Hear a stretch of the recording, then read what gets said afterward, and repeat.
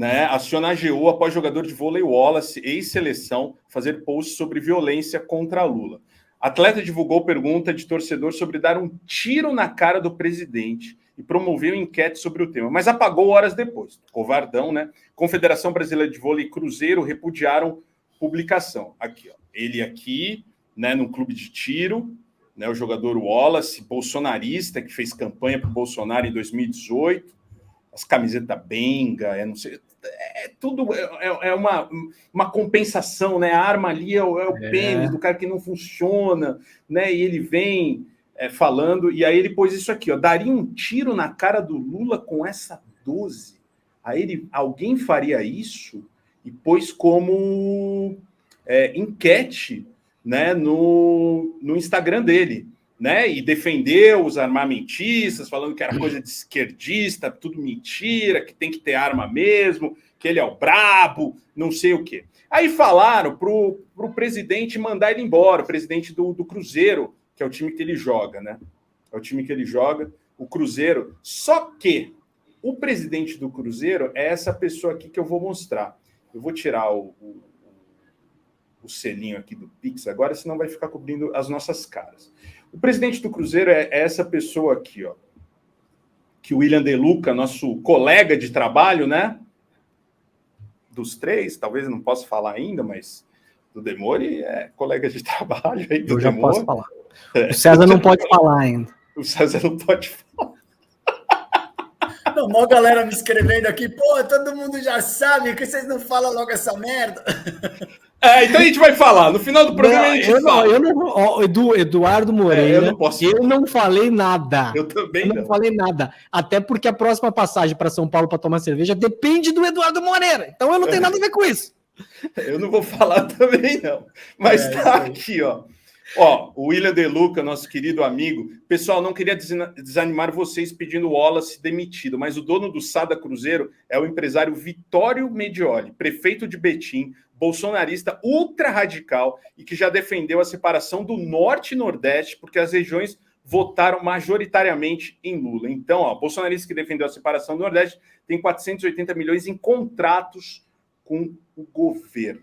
O que aconteceu depois de tudo isso, essa celeuma aí acontecer, todo mundo divulgar, a gente tem agora o Planalto indo para cima junto com a AGU, né, no jogador, que precisa sim ser punido, precisa ser investigado, precisa saber o que ele quis dizer com aquilo tudo, né? O jogador pediu desculpas, o Wallace pediu aquelas desculpinhas, né, de sempre, né, do covardão. O que ele vai alegar? Eu não vi ainda, vamos ouvir junto. Então, o que ele alega? Se ele tinha tomado algumas, né? Se tinha misturado o Rivotril ali com o Dreyer, não sei. Vamos ver. Fala, pessoal. Estou aqui para falar sobre os stories de ontem, junto da enquete. Acabou gerando uma repercussão social muito ruim. Então, quem me conhece sabe muito bem. Ah, não! Já começa com quem me conhece sabe, bicho! Porra, mano, não falha um! Não falha um! Mano, mas o cara não esperou nem 20 segundos, Bezão. O cara já meteu essa logo de cara. Quem me conhece sabe, mano. Meu Deus do céu.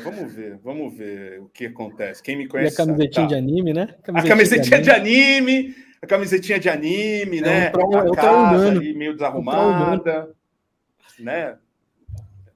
Em que eu jamais incitaria violência em hipótese alguma contra qualquer pessoa e principalmente nosso presidente. Então, venho aqui pedir desculpas, foi um post infeliz que eu acabei fazendo, errei e estou aqui pedindo as desculpas, porque quando você erra não tem jeito, você tem que assumir o erro e se desculpar. Jamais tive a intenção de citar violência, ódio.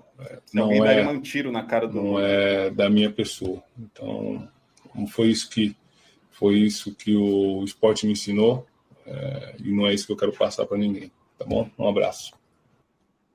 E aí, Leandro Demore, o que você achou dessas desculpas, de todo esse caso? O que pode acontecer, o que deveria acontecer com o Wallace, hein?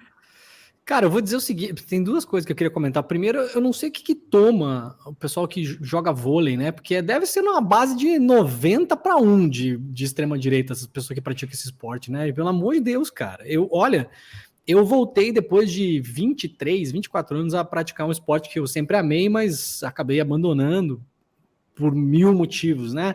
Que é o paraquedismo. A concentração de militar no paraquedismo já é grande, né? Porque o paraquedismo tem uma ligação muito grande com as Forças Armadas e tal. Mas eu acho que no vôlei tem mais bolsominion que no paraquedismo, cara. É um negócio inacreditável, cara. Você tira conta nos dedos a pessoa que tem alguma consciência social, né? É um negócio impressionante, assim. E eu não sei qual a impressão de vocês, mas eu vou dizer o seguinte. Se ele tivesse feito essa mesma merda, não sei se pode falar merda, zerda que ele fez aí, ó.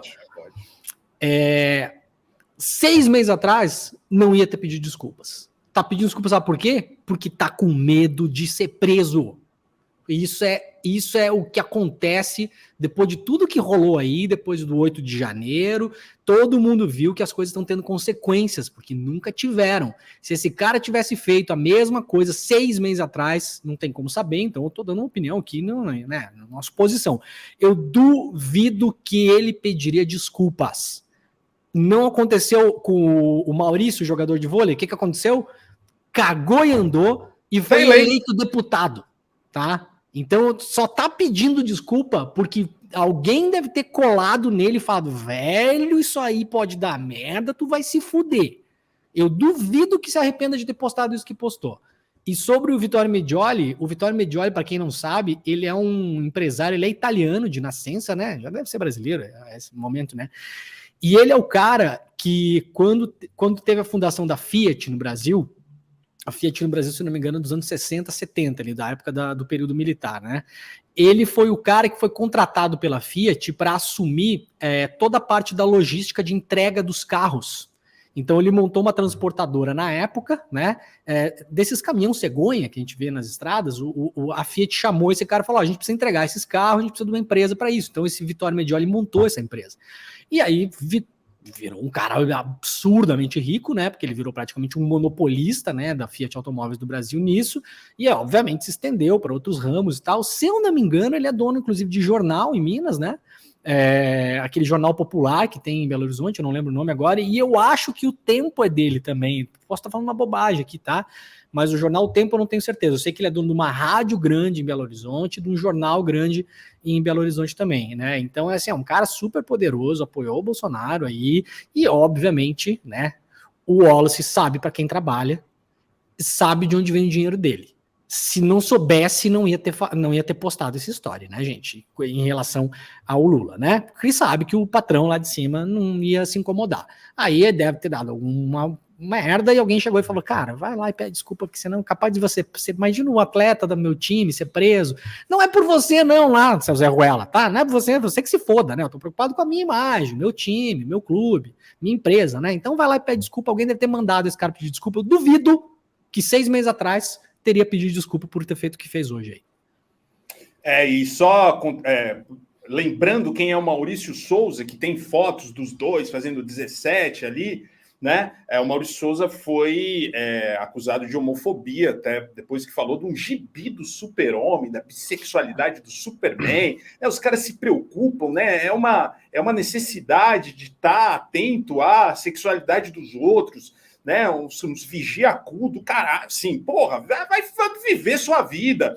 Ele foi demitido, o Maurício Souza foi demitido do clube à época, né, perdeu lugar na seleção, mas se elegeu deputado federal aí nessas últimas eleições de agora. César, você que vem do surf também, que é um esporte que tem muito bolsonarista, né, e que a gente não imaginava isso, né, e no vôlei você tem ali, você Ana Paula Henkel, né? Tem os exemplos. Quem não é bolsonarista era a Isabel, que infelizmente se foi, a Ana Moser, que hoje é ministra do esporte, né? São pouquíssimos os exemplos ali. Ali é todo mundo bolsonarista. O que acontece com o esporte que tem tanto, César, que traz tanto bolsonarista aí? Cara, o surf especificamente, Bezão, e sempre foi um esporte muito elitista. Então cria-se essa impressão de que surfistas são criaturas que só eu sei o que é pegar um tubo, que o nosso esporte é mágico, que, entendeu? Tem essa, a meu ver, pelo menos, um certo desenvolvimento elitista dentro do esporte que apresenta algum nível de aderência com a proposta bolsonarista, precisamente porque o próprio bolsonarismo tem essa dimensão do elitismo muito forte. Eu não sei, cara. Veja, tem outro aspecto que eu te ressaltaria aqui, que também é no nível sociológico, que é o seguinte. O litoral, sobretudo do estado de São Paulo, por exemplo, eu não sei dos outros estados da República, mas sobretudo do estado de São Paulo, é muito evangélico. Muito. Você tem uma comunidade evangélica muito forte. Então, dentro do meio do surf, você tem uma penetração do neopentecostalismo muito forte. Entende? Então, essa galera, naturalmente, pela adesão que os evangélicos demonstraram à proposta bolsonarista em 2018, abraçaram o bolsonarismo. Além do que, é uma galera que, via de regra, lê pouco, infelizmente, entende? É uma galera que lê pouco, tem pouca instrução no sentido de reunir elementos para fazer uma leitura um pouco mais integral de como é que o jogo político partidário, de como é que a vida sociopolítica do país, em última instância, funcionam e tudo isso. Então, é uma galera que está extremamente suscetível a funcionar de acordo com uma espécie de pensamento concreto, que enxerga a vida sem nuances, que enxerga a vida entre bom ou ruim, preto, branco, certo e errado o tempo todo. Entende?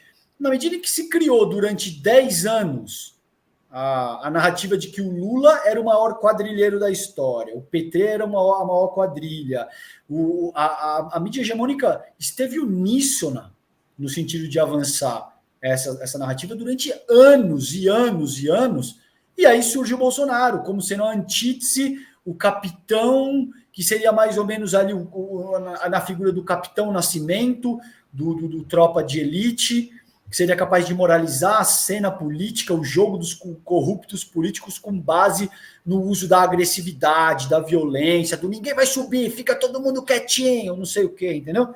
Esse tipo de parada. Infelizmente, a comunidade surf no Brasil, eu vou apanhar horrores porque eu estou dizendo isso aqui, tá? Mas, infelizmente, a comunidade surf no Brasil é extremamente frágil intelectualmente, cara. É uma galera que não lê, que não tem cultura para além do próprio esporte e, portanto, está altamente suscetível a esse tipo de falácia bolsonarista, de embarcar nesse tipo de perspectiva. Eu fiquei espantado, cara, com a galera do surf, honestamente, o quanto de bolsonarista tem, porque até então eu acreditava que assim, não, a minha comunidade no surf, nós somos contra a cultura. A gente vem daquela revolução cultural da década de 60, 70, entendeu? É uma galera que, de muitas maneiras, luta por causas progressistas. Quando acende o bolsonarismo, eu percebi que, cara, não só não é o caso, como é precisamente o contrário. Essa galera é profundamente reacionária. Mesmo no meio do skate, porque eu também sou skatista desde criança, o skate é menos. Tem menos bolsonarista do que o surf, a meu ver, por conta dessa questão da dimensão evangélica aí no surf, mas também tem. Então, eu acho que é um pouco por aí, a meu ver, cara.